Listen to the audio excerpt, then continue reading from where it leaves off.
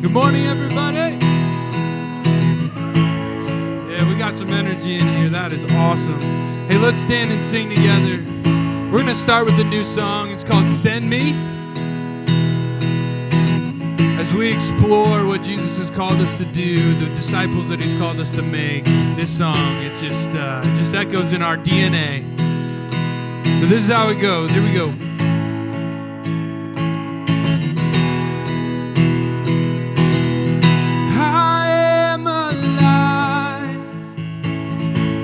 Saved by grace, with every breath, I'll praise your name. Send me, I will go. Send me, I will follow. Send me, I will go. Send me, I will follow. Mercy. Mercy draws me near, your grace is enough. Whom then shall I fear? There's power in your love. I am alive, saved by grace, with every breath, I'll praise your name. Send me, I will follow. Send me, I will go. Send me, I will follow. Freely I've received. We go. Freely I've received, so freely I will give. You laid down your life so I could fully live. It would be my joy to lay down everything. I surrender all. I'm a servant to the King. I am alive, saved by grace, with every breath, I'll praise your name. Send me. I will go, send me, I will follow. One more time. Send me, I will go, send me, I will follow. How sweet the grace, how sweet the grace that set me free. Woke me from sleep and it's sending me. Yeah. You can have it all. All my life is yours. To the one who has redeemed. How sweet the grace. How sweet the grace that set me free. Woke me from sleep. Come on. Woke me from sleep and it's sending me. You can have it all. You can have it all, and all my life is yours. I surrender to the one who has redeemed. I am alive, saved by grace, with every breath, I'll praise your name. Send me. Send me, I will go. Send me, I will follow. Send me, I will go. Send me, I will follow. Sing that again, send me. Send me, I will go. Send me, I will follow. One more time we sing. Send me, I will go. Send me, I will follow. Good morning, everybody. You can be seated. I'm Sam. This is Ellen. We're just going to be walking you through your morning here today, and you can also connect with us afterwards. So Yeah, and how's everybody doing this morning? Seemed like there was some energy earlier. There we go. And we're glad that we have people watching online with us right now too. So if you're watching online, you can share the live stream as well so that more people can join us. But if you're brand new with us this morning, whether that's online or in person, I know I've seen a few new faces already.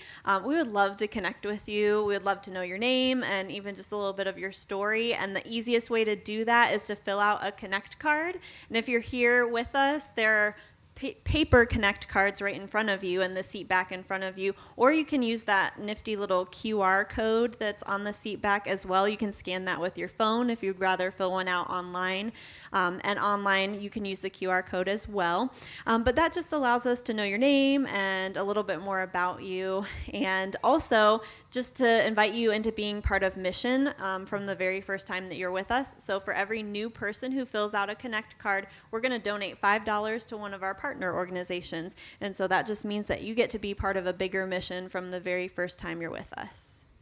Yeah, absolutely. And with that generosity being reflected through that donation, that's just a core tenet we have here at Movement, and it's something that we invite everybody to participate in. It's not only something that is a good first step for those that are curious about following God and maybe just wanting to get more engaged, but it's also a great way that we can acknowledge that we can do this because of people's generosity. And with that, we are a community that does things together, including generosity. And we just want to make sure that if you're at home, we're going to be doing communion a little bit later. So, dig through your drawers, find some bread. If you don't have bread, then I guess Oreo will have to suffice, Right, that works for communion. Join with us later for a little bit of that. Yeah, and if you want to spend some time giving this morning, if you're with us in person, there's an envelope in front of you, or you can use that same QR code. And online, you can go to movementfinley.com/give. And also, when we talk about being a community, that involves our next generation as well. And so we want you to know that for students in 6th through 12th grade, we have what we call Movement Student Community. And they're actually going to be meeting today from 3 to 4:30. So even if you hadn't planned on being part of that and you're interested, we would love to see you there. Or if you just want some more information, you can come talk to Sam and I afterwards. We'll be in the Next Steps area. But we just want you to know that for all ages, we want you to be part of this community. And right now we're in the midst of a new message series, and it's really about mission. It's about being on mission together, and so it's about more than just a message series. It's about who we are as a church and what we're called to. So we're going to move forward with our message for this morning.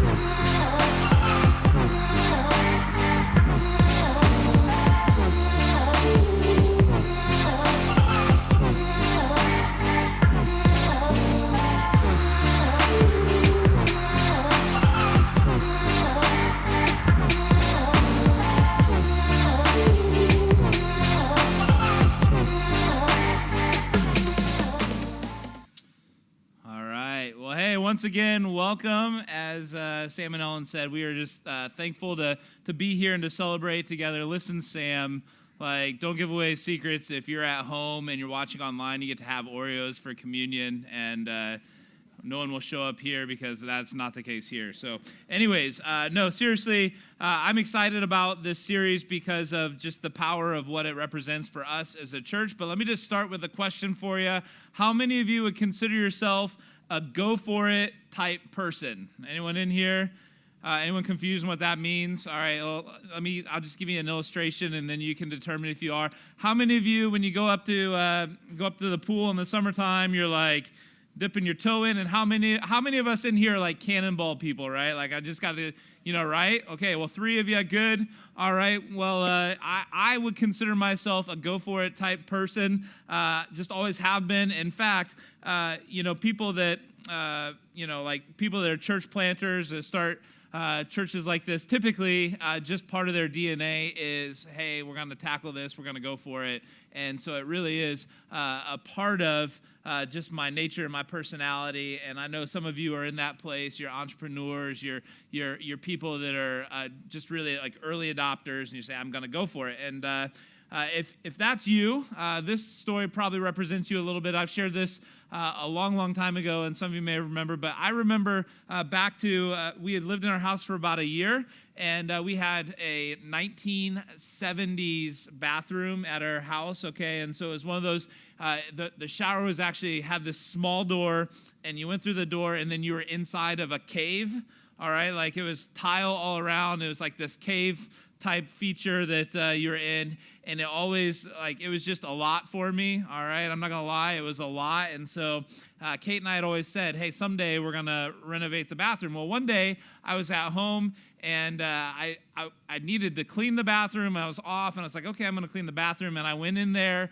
and I was like, I think today's the day. I'm going to go for it. And I just, I got the sledgehammer out, and I started, beating down these walls, like this shower room. Now, it had tile, and then it had that, that, I don't know, razor wire or whatever they put behind it to hold the tile up that's so sharp that, just cuts it. But anyways, so Kate comes home, ready to enjoy a nice quiet weekend, and she walks into the bathroom and it's now a pile, seriously, like a pile of rubble. We had this one shelf in our shower that, you put all your soap and all that stuff on. That was still up. So the shampoo and stuff was still on the shelf that was in the shower. That was still there intact, but the rest of it was in ruins. And I realized there that I didn't have all the tools to like put everything back together. That was a rough day. All right, that was a rough day at the Ferguson house, but we made it through it. But it was just like a go for it moment. And some of you are like, man, that's not me. I'm not a go for it person when it comes to stuff like that. Like I need a plan, I need a system, I need all of that. Well, the good news is that's not what we're talking about in this series completely. And we'll get there in a minute. What the series is really about is a word that we use around here that maybe seems a little churchy or might just seem new to you, but it's this word mobilization. The series is about mobilization. If you're new to movement, I would just say, like, this mobilization, that's a word that represents, as Sam said, generosity is a word that's really a value. It's something we hold dearly to. Well, mobilization is one of those words. Our prayer, our desire is that we would really be a church that mobilizes people. And what's that mean? It means to send people. And so here's what we're doing in this series. We're going to cast vision. We're going to equip. We're going to challenge each other and challenge people to help the people we love come to know and discover a God who loves them. All right, so that's really like the gist of the series is this idea that we're going to cast some vision for what could be. We're going to equip because many of us feel like all of us feel like we need equipped. We're going to challenge, and we're going to help each other discover or help the people we love discover a God who loves them. And not because people are a project, not because we expect them to show up to church, not because, it's like, a challenge to us that we're like, oh man, I need to see if, but because we know. And the reason we know is because we've experienced it. We've experienced restoration. We've experienced hope. We've experienced grace and forgiveness. We've experienced love. And we know that type of love could change the trajectory, the course of someone we care about's life forever. And so we're going to walk through that together. And what I said last week as we started the series off is there's been this idea or this driving force behind movement from the very beginning, and that is we say a lot around here that we want to be high challenge, high invitation. Okay, we want to. We understand that this is about invitation, but it's also about challenge. We're going to challenge each other because the truth is, it's easy to get comfortable. It's easy to just be okay with status quo. But as a church, we say, man, we want to challenge each other, and that's what we're going to do in this series. And the reason we do that is because as we look at who Jesus was, and we look at how he lived and how he modeled this for us, he was all about high challenge and high invitation.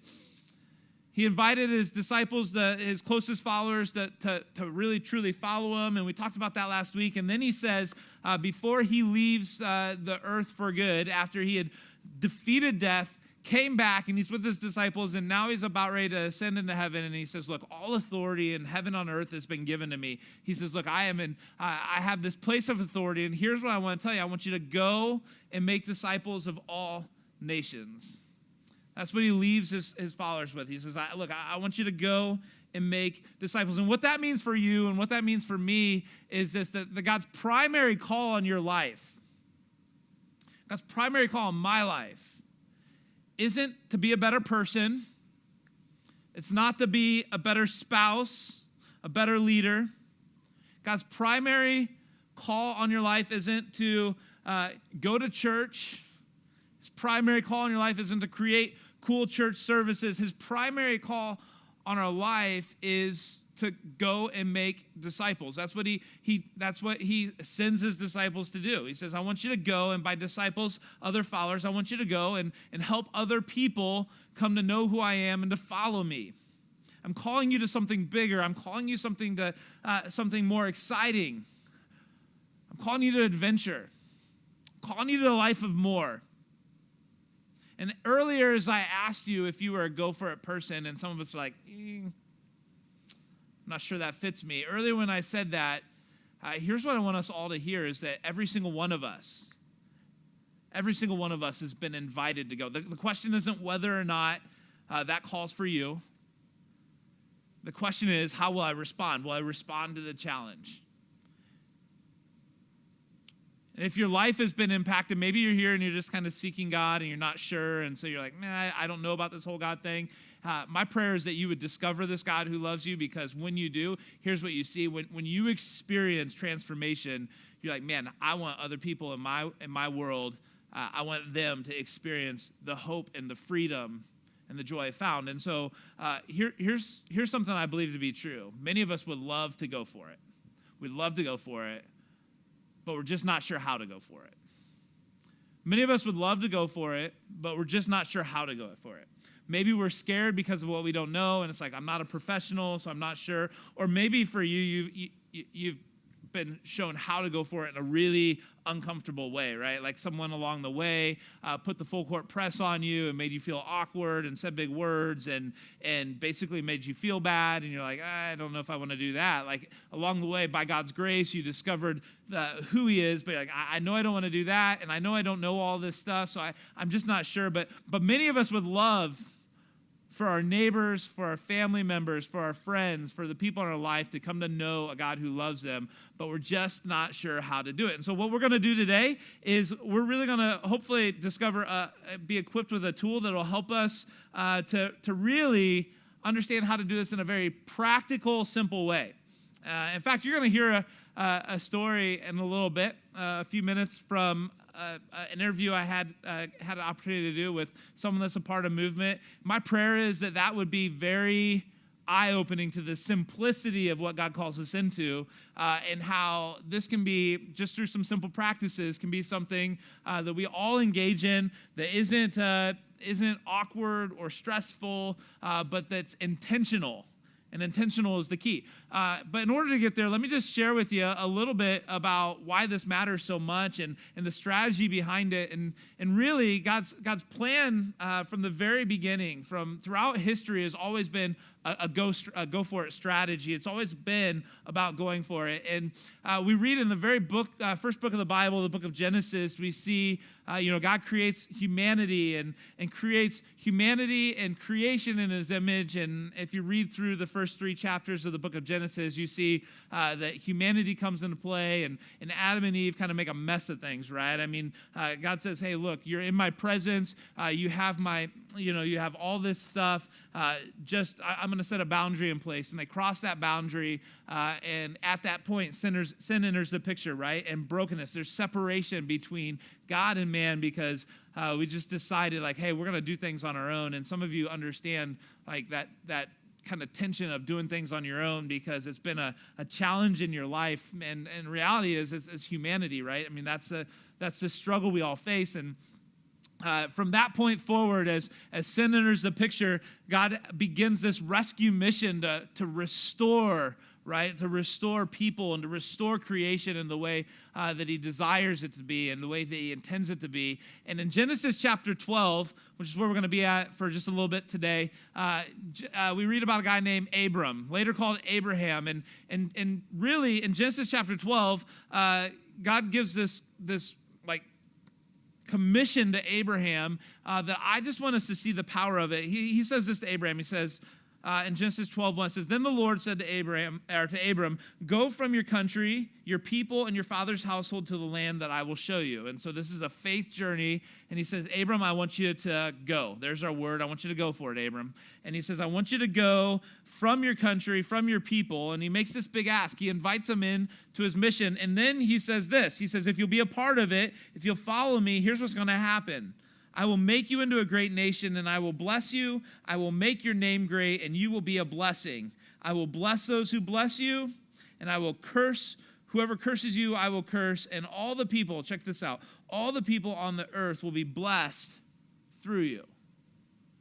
Now, Abraham's at this point going to be thinking like, okay, God, what's going on here? Because it's me and my wife. That's not a great nation. I don't see it. I don't see the picture. But Abram decides, like, okay, I'm going to take a step of faith. I'm going to go for it. I'm going to go for it. And what he's going for is this. God says, look, I'm going to bless you. And who doesn't like a good blessing, right? I mean, who doesn't like to be blessed? Blessing, blessed means a lot of things. And we see people say all the time, like, I'm blessed. We say a blessing, right, at dinner. I mean, this word blessed gets used a lot. Someone sneezes, say bless you. It's a word we use a lot. But what does blessed mean? Because I think there are so many definitions. And as I think about what blessed means and what we're talking about today, I really just want to give you a definition that we've worked from before here at Movement. And it's simply this. To be blessed is to have God's divine and supernatural power working in and through your life. Let me tell you why that matters so much. Let me tell you what this really means. It means this. It means that God's presence, right? We read all the way back in the book of Genesis at the beginning, like I said, that God was present with Adam and Eve in the garden. Like his presence was there. They were with him. That God's presence, his provision, right? Everything was provided. Like as we look back at what it means to be blessed, it's being under God's provision that he provides for you. His presence, his provision, and his favor in your life. And why does he bless us? Like, why does he do that? He blesses us, the scriptures say, to be a blessing. To be a blessing to others. I mean, that's why he blesses us. That's why he works through us. He's in our lives to work through us. It doesn't take fancy words. It doesn't take, special skills. It takes God's presence working through you to be a blessing. And God's strategy, right? God's strategy to reach and restore the world has always been a blessing strategy. He says, Abram, I'm going to bless you so that you can be a blessing. I want you to bless those who bless you. He said, and everyone will be blessed through you. So here's what I'm going to do. I'm going to give you a simple tool to begin living this out in a practical way. For some of you, some of this are things you're already doing. It's about intentionality. It's about being focused on going, man, God, how do you want to use me in a significant way to impact the people that are around me where I live, work, and play? Like, how do I do that? And so let me just give you this word bless. And each one of the letters stands for a different practice, something that you can begin to implement in your life that will really change the trajectory of your relationships. I'm just going to walk through this very quickly with you for about 5 minutes, and we're going to watch a video together of someone really living this out, as I said. But let me just walk you through this really quick. The B stands for this, begin with prayer. I mean, beginning with prayer is not only how you discover your mission, but it's also how you go about living out that mission. right? Beginning with prayer is the beginning point of the journey for us. And as I think about that, I look at Jesus in Luke chapter 6, and Jesus, before he ever chose his disciples, before he ever starts his ministry, before he ever goes out and heals people and begins that process, we see that in Luke chapter 6, it says this. It says, one of those days, Jesus went out to a mountainside to pray, and he spent the night praying to God. And when morning came, he called his disciples to him. He chose 12 of them who he designated apostles. Before he ever begins the journey, before he ever goes for it, he says, look, I'm going to spend time in prayer, really seeking God. Look, the beginning point for us, like what would it look like if before you went to work, you said, God, how do you want to use me today? I'm available. Before you went to the gym, you said, God, I don't know what's going on in the lives of the other people that are there, but there's someone that you want me to be a blessing to today. Before you walk out or walk in the door to get your coffee, you say, God, I don't know how you want to use me, but God, I'm available. God, show me how you want to show up. And we began intentionally being people of prayer. I love this quote that I read. It says, I cannot change the world. You cannot change the world. Even prayer alone doesn't change the world. Only God can change the world. However, God uses prayer to change us, and then God uses us to change our world. Like it starts with prayer. God, I'm available. And it moves on from there to listen. Like when you listen to someone's hopes and their dreams, as well as their challenges in their life, their pain points in life, when you listen to their challenges that life has brought their way, you offer one of the greatest gifts you can ever give anyone. Listen, here's what this means. There's a real issue. When people in our lives feel unheard and unknown, when they feel like they're unheard and unknown, ultimately it makes them feel unloved, right? Someone who's instrumental in helping Movement start, someone that was a part of this team. They passed away last year.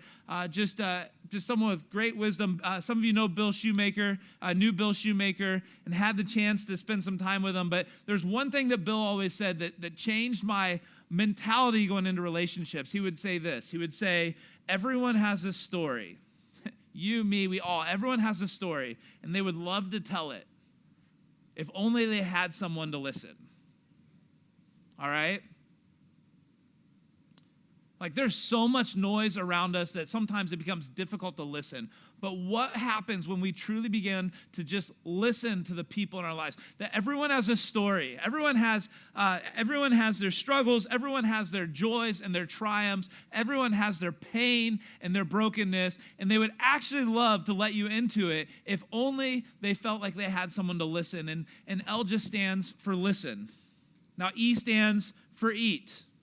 Now, this one we're a little better at usually, but here's what I want us to understand. There may be no activity, other than golf maybe. But anyways, no activity that moves a relationship from acquaintance to friendship, or golf could cause there not to be friendship as well. But anyways, from acquaintance to friendship more quickly than when you eat and share a meal together. Most of us eat 21 meals in a week. What would it look like to purposely say, I'm going to even just spend one meal a week in relationship with someone, because when I eat a meal, when I share a meal, conversation becomes easier. When I share a meal, I'm saying this, I want to associate with you. I want to be your friend. You have value to me, and conversation just happens naturally through meals. Like it's that simple. Look, you're already eating. What would it look like to really care for people as you eat? S stands for serve. Hey, look, simply serving the people you connect with each day in a way that they want and need to be served often speaks louder than any words could ever say. Look, for some of us, we get in a good rhythm of praying for people, of saying, I'll pray for that, of even listening, but what's it look like to take a step where we actually begin to serve someone? Where it becomes uncomfortable, where it becomes challenging, but we're just committed to serving those people. And then the final S is story. Look, sharing your story of how you found your way back to God could be the very words that God uses to help them find their way back to God. And I know for many of us, we're like, man, I don't know how. I don't know what that looks like. Like, we're going to talk next week more about how we can begin to share a story in an impactful way. Not in a forced way, but how we can just be open to that. But let me just give you three pieces of that today. Like, it's this simple. This is where it begins. This is where this story begins. It starts with this, with my life before Jesus. What did my life look like before Jesus? How I met Jesus. Like, how did my life change when I really encountered Jesus in a way where things look different? I recognize forgiveness. I found freedom. I discovered hope. My failures didn't define me. Whatever that is for you. How did you come to this place where you came to discover Jesus? And then finally, like, what does my life look like now? How does it look different? Because it does. It does. Some of us need to be reminded of that. That's why we begin with prayer. Some of us need to be reminded of how our lives look different. We get so busy, we get so focused on everything going on that we kind of lose sight of the different, right? But it does. So we share our story. Hey,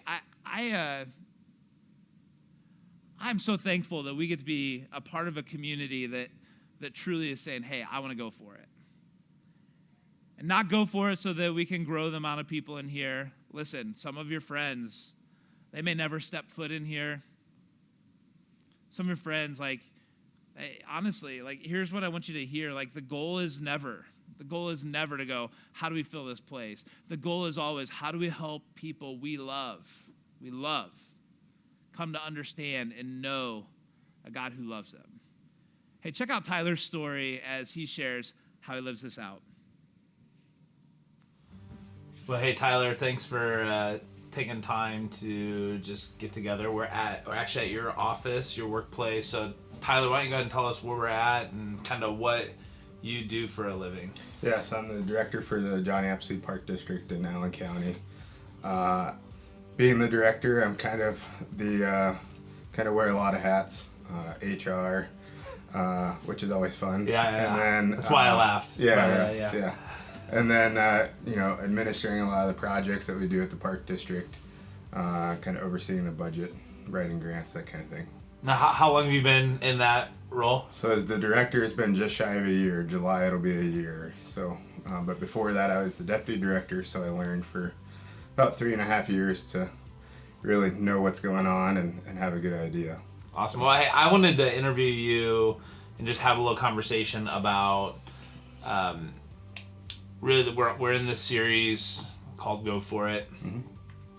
Really, it's our heartbeat. You know, you're a big part of movement as well. I mean, so you lead a move group, and we're in huddle together, so we hang out together and stuff. But at what point did you kind of get this mindset that your workplace was more than just a place where, you know, you earned your paycheck, so to speak?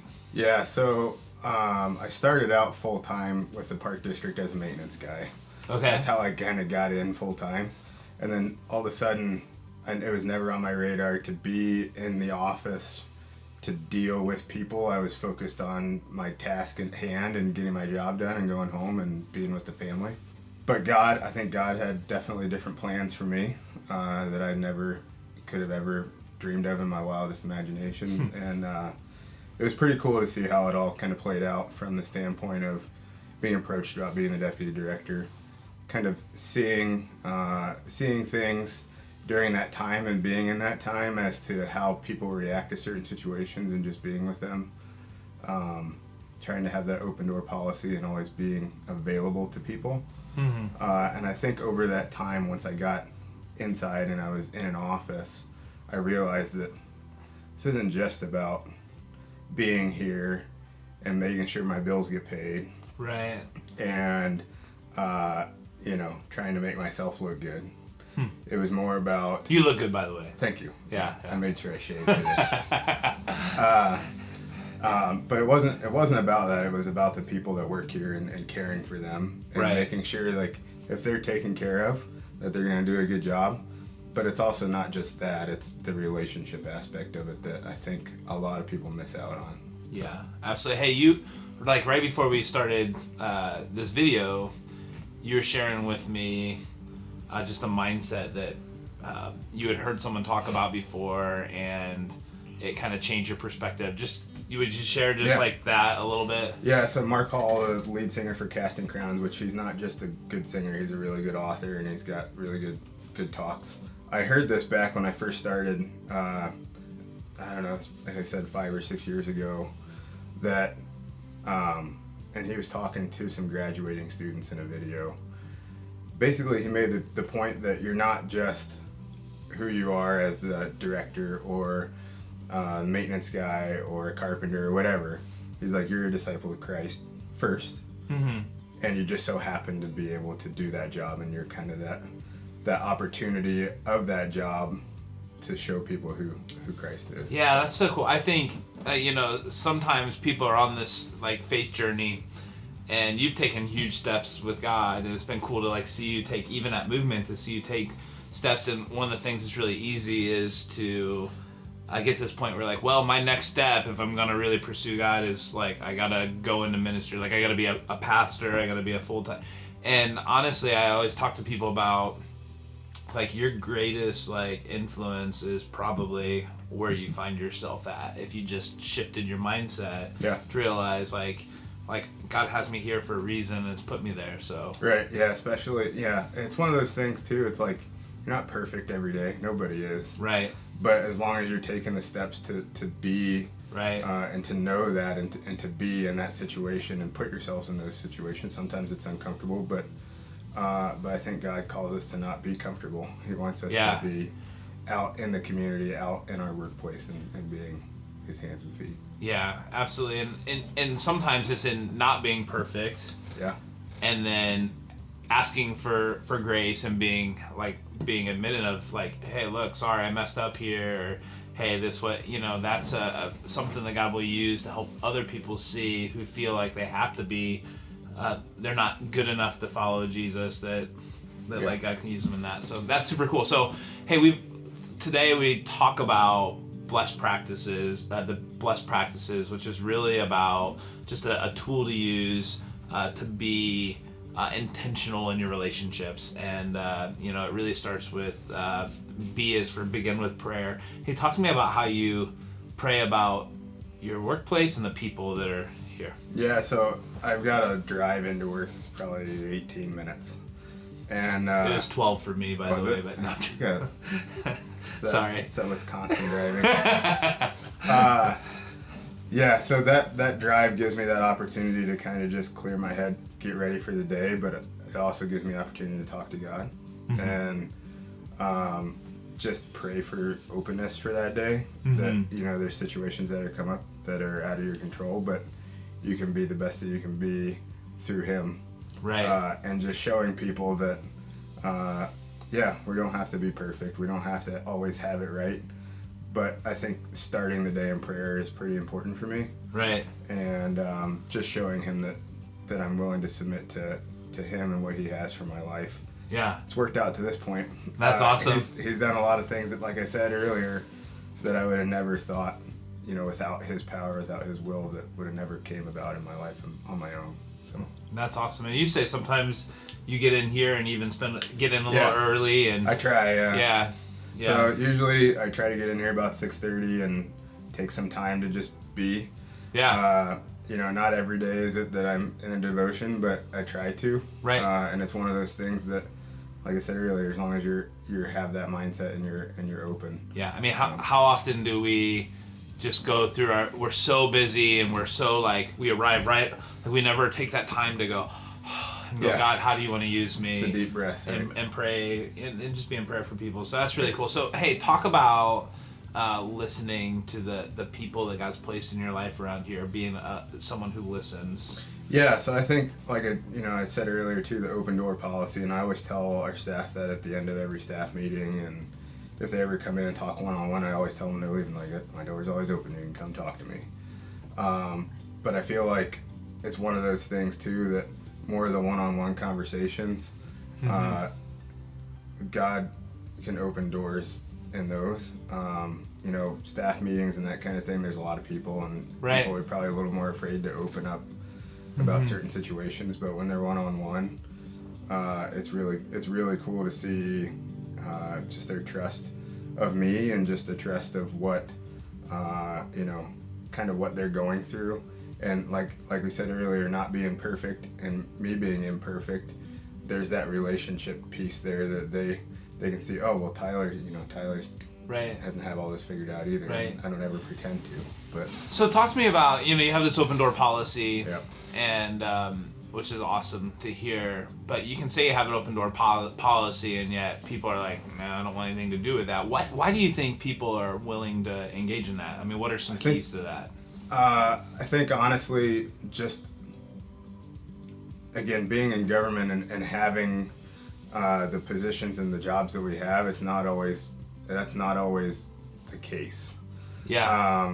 There's different entities, different organizations where that's not always the case, and I really have learned over the years that being real with people goes a long way. Mm-hmm. And I think when they see that and they see that you're genuine, you're real with them, but you're still able to have some of those faith conversations, they're more apt to come back and have those conversations with you.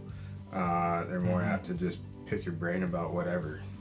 But I think that's pretty key. Yeah, I think it's one of those things. So much of it's posture, right? Like, it's one thing to say you want to listen or to say you're available. It's another thing to, in humility, like, people know whether you genuinely want to care for them or not, right? Right. So yep. To live it out. Yeah. That's good.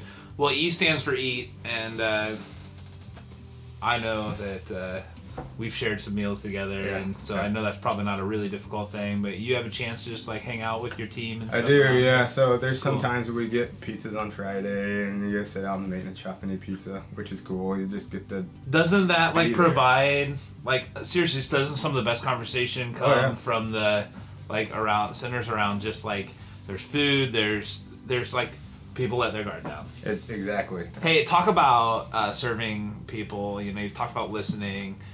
Maybe even just give me, you don't have to name names or get into really big detail, but what's an opportunity you've had to like serve someone? Yeah, so that just, there's been a lot of heavy things that have happened over the last year, not, being a COVID year in 2020. Right. There's a lot of different opinions, a lot of different things that come about from that. And there's been some loss for some people. And I think, again, just being willing to say, hey, I'm praying for you.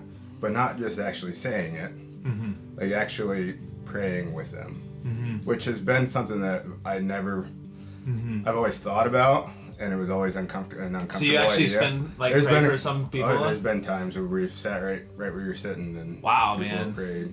And, wow, yeah, it's that doesn't cool. happen for a lot of. That's awesome. Yep.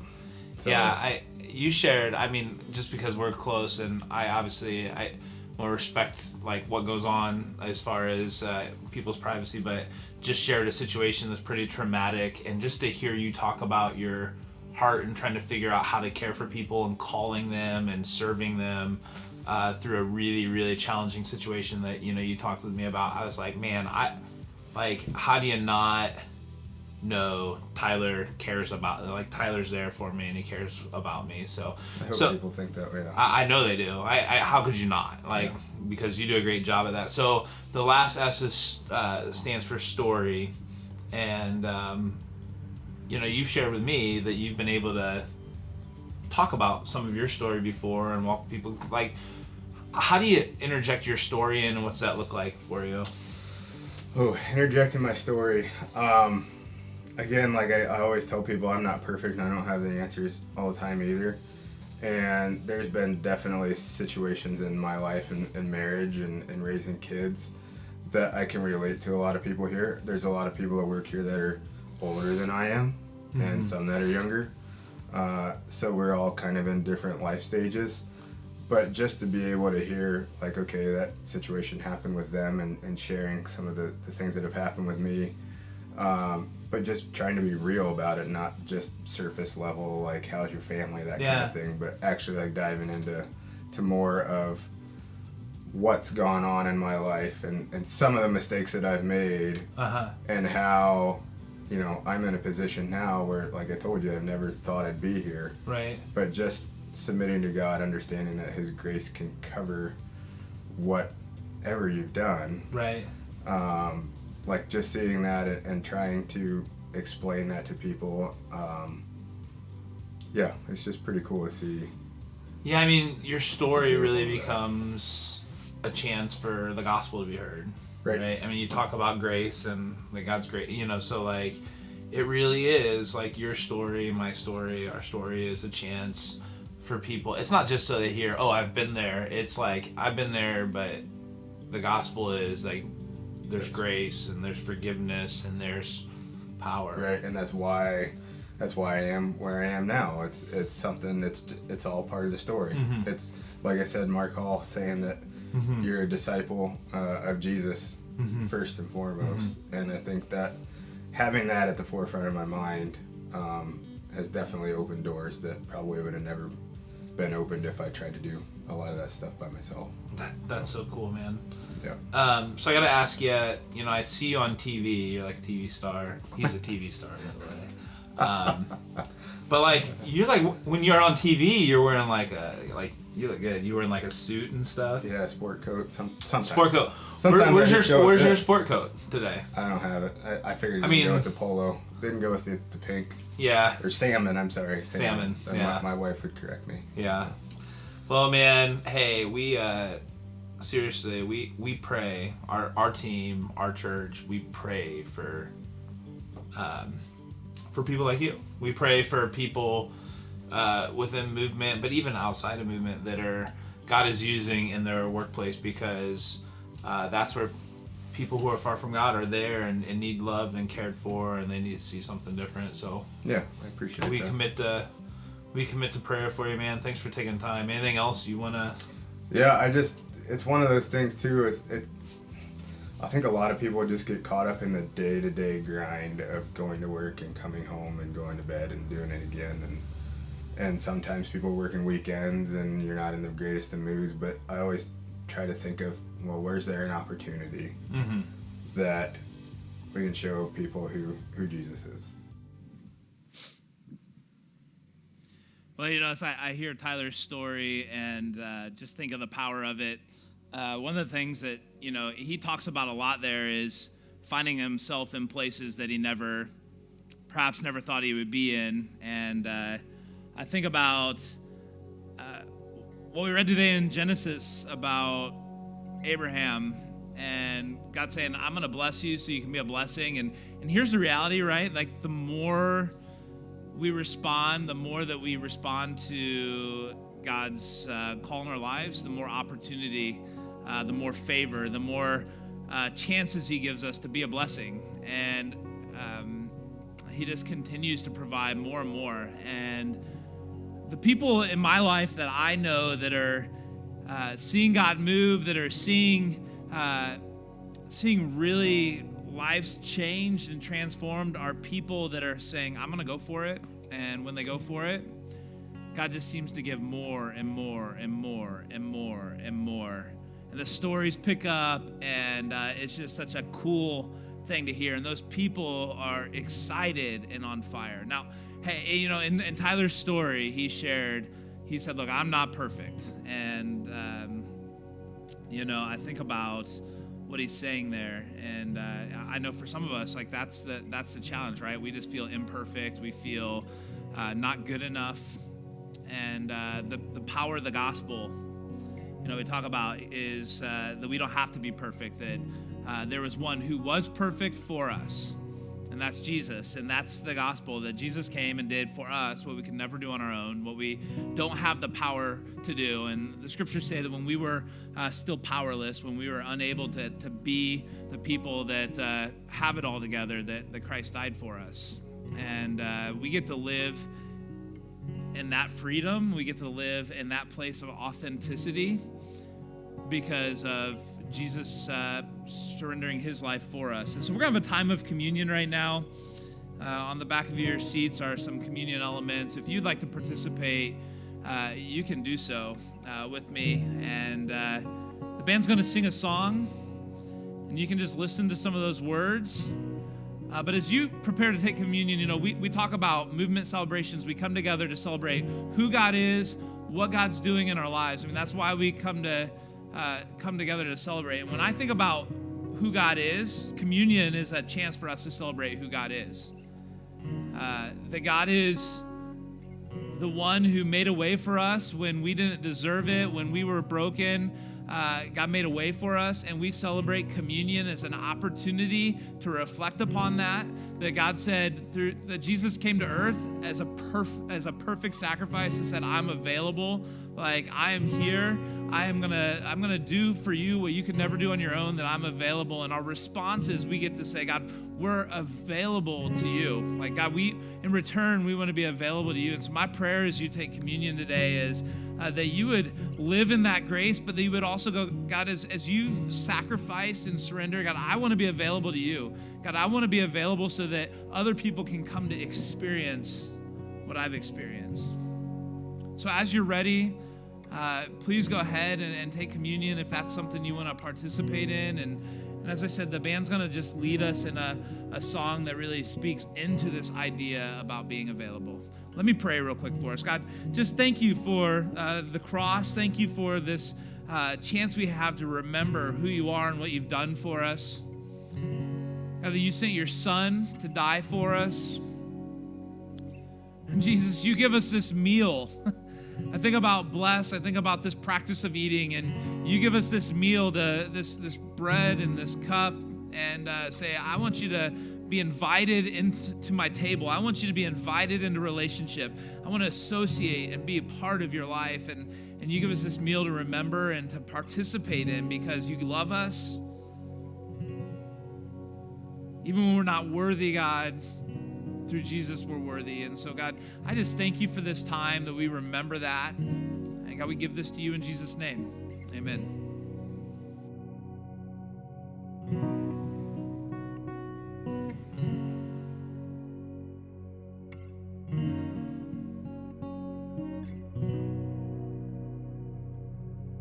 Narrow as the road may seem, I'll follow where your spirit leads. Broken as my life may be,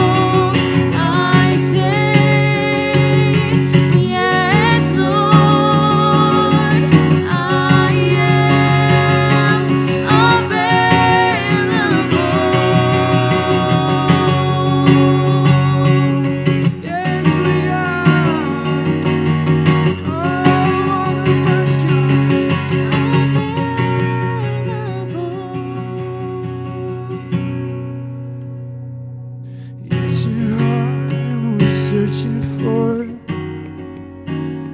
We want you and nothing more. Let your glory fill this place.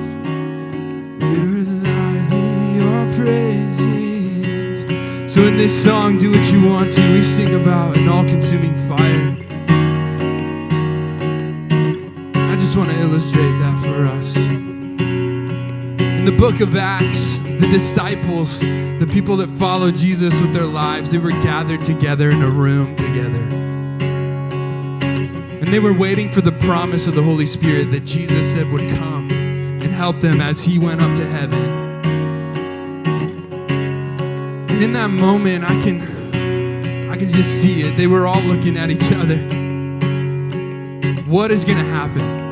A question that I'm sure a lot of us are asking ourselves right now as we invite the Holy Spirit to move in our lives, as we invite that, that question, can I go for it? Am I available? I can just see them saying, God, I'm in. I'm available. And would your Holy Spirit come down and send us out into the places that we're called to be and called to love people?